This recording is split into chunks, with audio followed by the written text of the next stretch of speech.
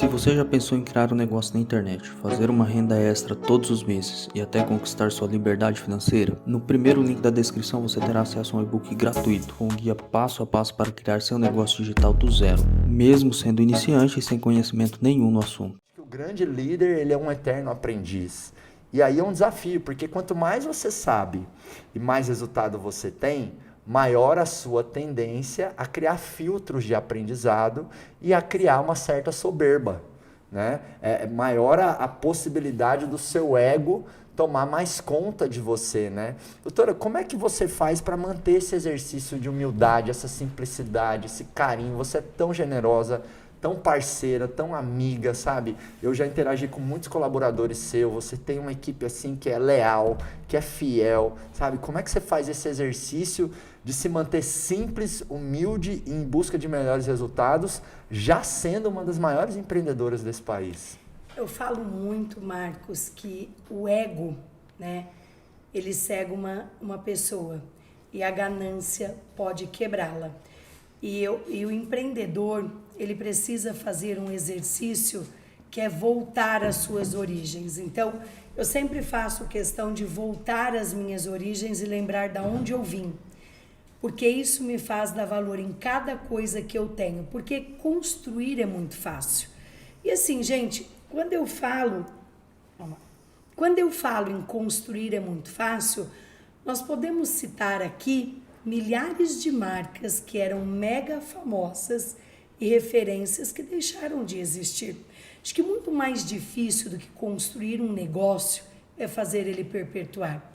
E qual é o descuido que muitos empreendedores têm?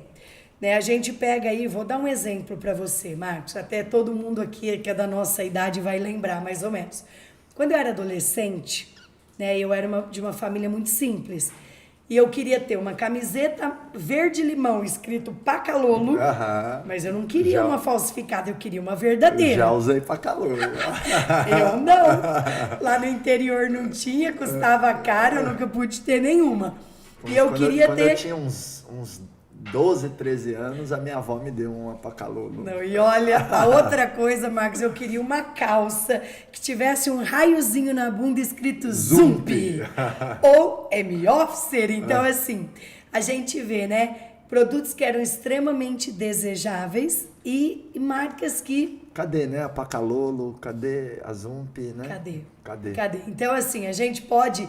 citar inúmeras outras aqui, inúmeras. Blockbuster, muitas, Kodak. Tudo. Então eu falo, Marcos, que às vezes, né, se o ego ele cega o empreendedor, o que acontece? Ele para de ver as oportunidades que passam pela sua frente.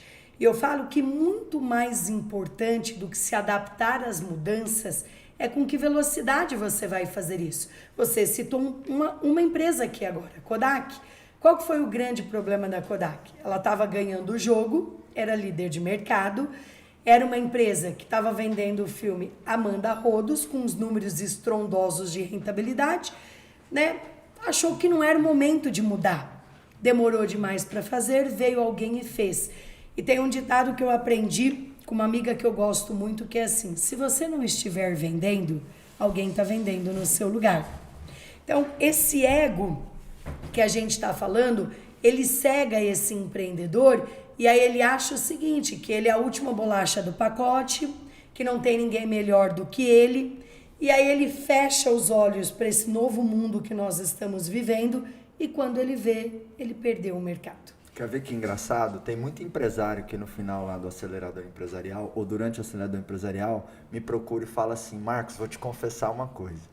Eita. Aí eu já sei o que é, porque é muito comum. Fala: eu vi lá, você novo, eu estou empreendendo há 40 anos, eu pensei, o que esse moleque tem para me ensinar?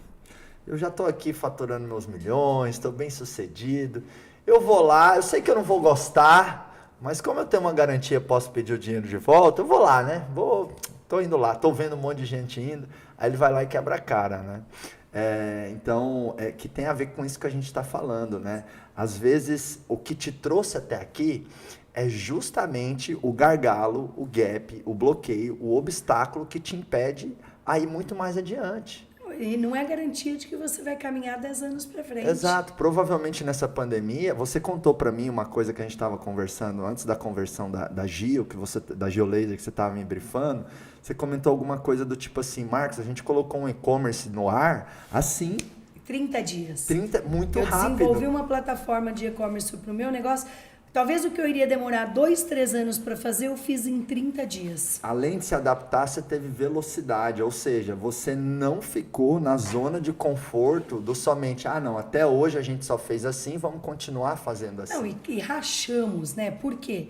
Porque a gente começou a vender os pacotes por e-commerce e as lojas estavam fechadas. Muitas lojas depois tiveram que abrir 6 horas da manhã para dar conta da demanda de clientes para entregar os pacotes que foram vendidos. E aqui tem uma colocação que eu quero puxar uma coisa, Marcos, que é o seguinte, para muita gente, pandemia foi férias, tá? Uhum. E aí, assim, gente, desculpa palavreado, mas para muita gente, o nego ligou o botão do foda-se, ligou o outro botão que é o da Netflix, detonou com a Netflix durante a pandemia, assistiu tudo que tinha direito, sendo que foi um momento que nunca os negócios precisaram tanto dos seus donos como precisaram durante a pandemia. Acho que eu não trabalhava tanto, gente, mas eu trabalhei tanto, mas tanto, de domingo a domingo. Eu trabalhei o dobro, o triplo. Eu também. E eu compartilhei muito nas minhas lives, nos meus conteúdos seguintes. Se tá faltando dinheiro, tem que sobrar atitude. Não o inverso. A falta de resultado não tem que te deixar na cama, tem que te deixar no campo de batalha. Você tem que olhar para o seu contexto e encontrar oportunidades, transformar dificuldades em oportunidades. A gente acabou de citar do e-commerce na Geolaser e na Sorridentes, que em 24 horas eu montei o primeiro canal de teleodontologia do Brasil. Uau! E com isso eu conquistei 600 mil novos clientes. Então, assim, eu fui lá, fui muito rápida, muito objetiva, disponibilizei o número 0800 para a população. Através desse número eu passei a fazer pré-diagnóstico pelo telefone nos pacientes e dar orientação. Eu peguei o meu call center, que era feito por atendentes de call center, e transferi para a casa dos meus dentistas. E passei a dar atendimento de dentistas para a população, onde as pessoas ligavam, tiravam dúvidas. E outra coisa, em plena pandemia, ninguém em sã consciência vai ficar com dor esperando a pandemia passar para ir ao dentista. Pelo contrário, eu tinha a obrigação de ajudar a acudir essas pessoas para que os hospitais pudessem ficar livres para fazer os atendimentos necessários. Ou seja, eu foquei na solução, acabei colhendo os frutos disso, estou colhendo ainda, crescendo muito este ano. Eu falo a seguinte coisa, olha, para você que está nos ouvindo, tá? Toda vez que tem uma crise ou um problema, você tem que buscar continuar caminhando, nem que você caminhe um pouquinho mais lento. Se você parar, quando as coisas voltarem, você volta 10 anos para trás, 5 anos para trás, porque você tem que gatinhar de novo, para depois continuar caminhando devagarzinho, para depois correr. Se você caminha na dificuldade, quando as coisas melhoram, ou você voa, ou você corre mais rápido. E muita gente congela, muita gente estaciona. O medo congela muita gente. Aí eu falo, gente, pior que tá, não fica. Tu tá com medo do quê? Né? Eu acho que assim, se você não tentar, como é que você vai saber se deu certo ou não? Exatamente. Então, e a melhor hora sempre é agora, né? Exatamente. Por isso, talvez essa hora se chama presente, né? Eu acho que o Presente. país nunca passou, Marcos, por um momento tão propício para se empreender como está agora. Porque que visão maravilhosa. A gente está aí, a gente está com um cenário, né, extremamente promissor. Tem muita gente que me pergunta assim, eu estou pensando em empreender, estou esperando o dia D. Não, o dia D é agora, o dia D é hoje. Você está esperando o quê?